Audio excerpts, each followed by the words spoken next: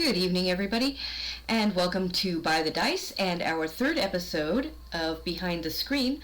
I am the third Dungeon Master here at By the Dice. My name is Liz Cicio, and I run the Witchwood Gambit, which had its two-part premiere just last week, December 31st, 2022, running all the way into January 1st, 2023. And thank you so much if you had the chance to join us. If you didn't have the chance to join us, make sure you take some time to go and check that out. So I wanted to talk a little bit tonight about the campaign in general and the world a little bit, some of the world building and its inspiration. What I don't want to talk too much about is the session itself or any upcoming sessions, and the reason is because it's an intrigue. And the nature of an intrigue is spies and clues and secrets and things not being what they appear to be. And so even if I were to talk about what happened in the last session, things that have already happened, I'm still at a risk of giving too much away and giving my players maybe some secrets that they have not picked up on yet. So we're not going to do that so much, but we are going to talk a little bit about the inspiration for the building of the Witchwood, and a little bit about what I hope to accomplish with it. And then I have a couple of other quick things I want to talk about, but we're not going to try to make this video terribly long. So the inspiration for this campaign comes from all over the place. I have no problems just rather liberally stealing from everything and everyone and putting my own mark on it. So there's inspiration from The Lion, the Witch, and the Wardrobe, from Amazon original series Carnival Row, the BBC's Three Musketeers, the story The Scarlet Pimpernel, and specifically the movie version with Jane Seymour, Anthony Andrews, and a young dashing Ian McClellan when he was like 20 years old. If you've not seen that, you are missing out. That is a great movie. There's also inspiration from Star Trek Deep Space Nine, which had a lot of great spy intrigue subplots in it. It's a gold mine of political theater. And so, let's see, was there anything else, anywhere else? I'm sure there are just lots and lots of places that I have found a lot of inspiration from. Also, not so much from history, but the sort of romanticized history that they liked to tell in the 1800s was also part of the inspiration for how specifically the land, the nation of Erelon is built. A highly romanticized, glamorized, glorified Celtic legends sort of feel going on there. And I hope to have just a ton of fun with that, because it's a rich playground of magic and mystery and, that dangerous, creepy thing that England does so well. And in fact, really, England, Ireland, Scotland, and Wales all smooshed together make up the land of Erelon. And like the mystical island of Avalon, Erelon is behind a magical mist. So most of the rest of the world of Lurator has very limited access to even be able to get to Erelon. And you cannot just sail a ship through the mist. If you sail a ship through the mist to try to get to Erelon, assuming you even know it's there, you're gonna get lost in the mist and probably eaten by a kraken or a leviathan or something. But assuming you survived that and actually washed up on the shores of Erelon, in addition, you would have no memory of where you were from or what you had been doing. The mist will take that from you before depositing you on the shores of Erelon. So a lot of people who live on the island now are descendants from people who just washed up on the shores of this island over hundreds of years. There is a caste system in Erelon, and it is pretty steady, except for all the ways in which it's not. If you are of some races, the upper caste races, chances are good you're going to be a member of the aristocracy or even, minor nobility.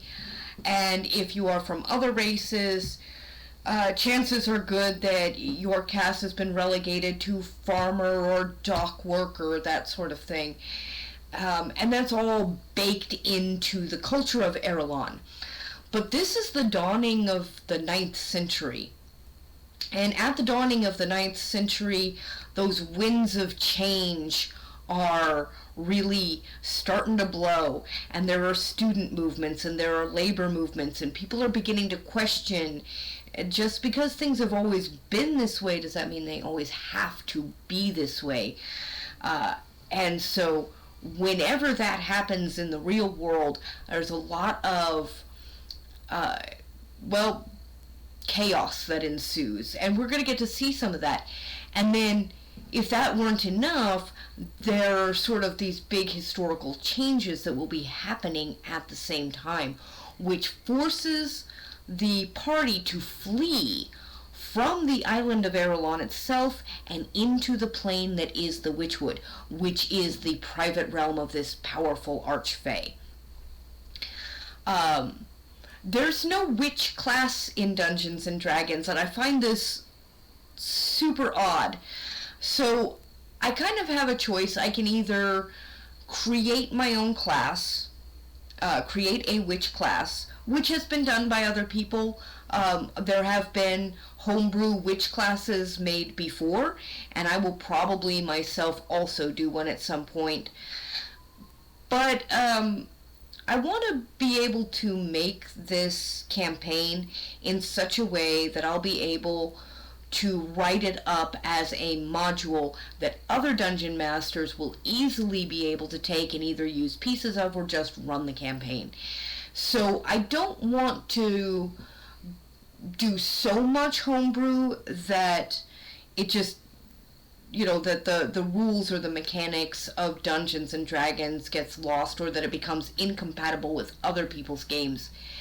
And that brings me to something I definitely wanted to talk to people about, which is the idea that I have any idea what I'm doing. I don't.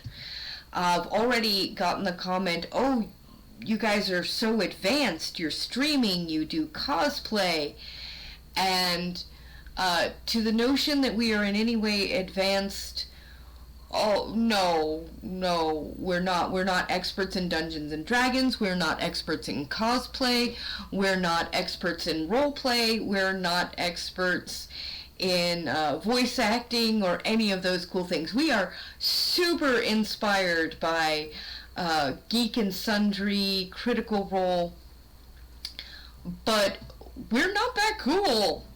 Not yet, anyway.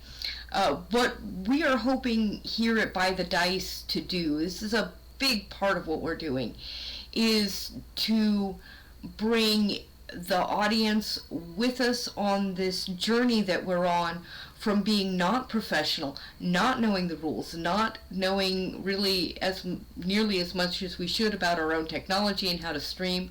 Like the first version of this video that I did, I actually got all the way through the video and realized I hadn't captured any sound because, again, I don't know what I'm doing. Got that fixed.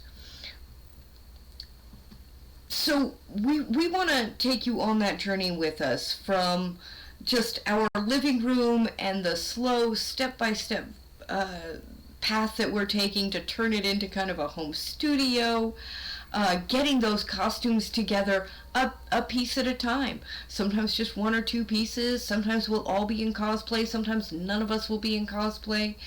And we're doing that because we want other Dungeons and Dragons players to know that they don't have to be professional, they don't have to be great, they don't have to be good. They just have to go out there and have a ton of fun with their friends and tell a story together. I am the kind of DM that thinks that Dungeons and Dragons is at its absolute best when it is collaborative storytelling. So the Dungeon Master and the players working together to build an amazing world and to build an amazing story and to do that together. So that being said, back to the Witchwood itself. The party belongs to an organization called the Queen's Cavaliers. The Queen's Cavaliers themselves are borrowed from the Three Musketeers and also from the real-life French Foreign Legion, or at least a version of it that existed in history.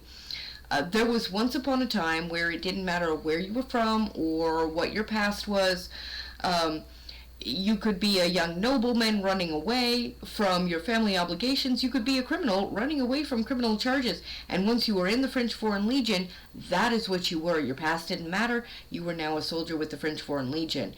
And the same dynamic applies to the Cavaliers here on Erelon. So that built-in racism that would exist for a Firbolg or a Hobgoblin anywhere else in Erelon very much ceases to exist when they put on that uniform. So if a goblin, it's like, hey, you know what, I am done with, all this poverty and crime and stuff going on over here where I have been relegated by my society at large. I'm going to run off and I'm going to join the Queen's Cavaliers. Then as long as that goblin is in the uniform and is recognized as a Queen's Cavalier, he'll be treated as a Cavalier. No different than a human Cavalier or an elf Cavalier. But as soon as that uniform comes off, as soon as he's only recognizable as a goblin again, then he's still going to have to deal with those baked-in prejudices and biases. Let's see here. Not really sure what else to talk about, except I do want to give a shout out to my amazing players. So, I have the coolest, most creative, most fun people that I am playing with, and I could not, of course, be doing any of this without them. I am so excited to try to run a high-level, high fantasy, super rich intrigue for players who are very clever. In fact, they've come dangerously close to messing up my storyline again already. They're very clever, and they are a ton of fun, and I am anxious and excited to be able to create a challenging story where your ability to walk into the highest court in the land and schmooze your way through the aristocrats is absolutely as important as your ability to wield a rapier. So that's kind of the thing that I want to be rewarding. Roleplay is what I want to be focusing on, and I have some ideas, and things are kind of moving carefully and slowly, because that's the way you have to write an intrigue so that you don't step on your own toes. But I'm super looking forward to it. I think it's going to be a lot of fun. I hope you're super looking forward to it. And I think I'm probably going to wrap it up here. But thank you so much for joining me for my first episode of Behind the Screen. I will get better at this. But if you haven't yet, go ahead and check out all of our campaigns. There's the Witchwood Gambit. That one's mine. My lovely colleague Anaya runs 2 campaigns. They are a one-person show. Absolutely a one-person show. I don't know that there's anything beyond Anaya. They're so creative and they're so talented, and they're running both the Dragons in Downtown, which takes place in modern Earth during the Black Lives Matter protests, specifically just following the senseless and tragic murder of George Floyd. And then they also run the campaign that had been called the Alewood campaign. Now, the Alewood campaign is probably going to go through some changes, and I am very excited to see what they come up with next. And then there's also Nox Vitalia, which is run by John. John was the first DM for this group and ran the very first campaign we all ever tried to play together.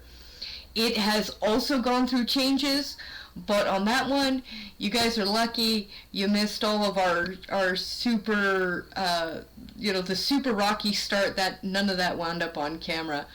So I would like to thank Anaya and John in particular. I would not be doing this campaign, and I wouldn't be here talking to you tonight if they hadn't put so much work into, hey, let's play D&D, let's show up every week, and really committing to this project. I also want to welcome especially our newest players, David Gregory, who prefers to go by Pudgy, so that's what I will call him from now on. Pudgy, who joined us just a couple of weeks ago, and then on the second night of my campaign for the first time, our newest player, Denver. They were so much fun, like right from the character bio, right from their introduction, I could tell I'm going to have a ton of fun playing with them. Also, shout out to Chris, probably our quietest player, but no worries there. He's quiet for reasons, and I super look forward to getting to explore those reasons with all of you. It is our sincere hope that we are entertaining everybody. This is literally our retirement plan. We figured by the time the channel was big enough to make money, we would all be basically retirement age. And since we all work jobs with not great retirement plan prospects, hopefully that'll all just coalesce in 20, 30 years. But we are very, very much looking forward to just having this wonderful adventure with all of you and telling these fantastic stories together. So thank you so much for joining me here this evening. Sorry I kind of rambled on and was all over the place, but I do appreciate your time, and as always, of course, in the camera view. Oh, maybe I'll do it with my left hand. Live long and prosper.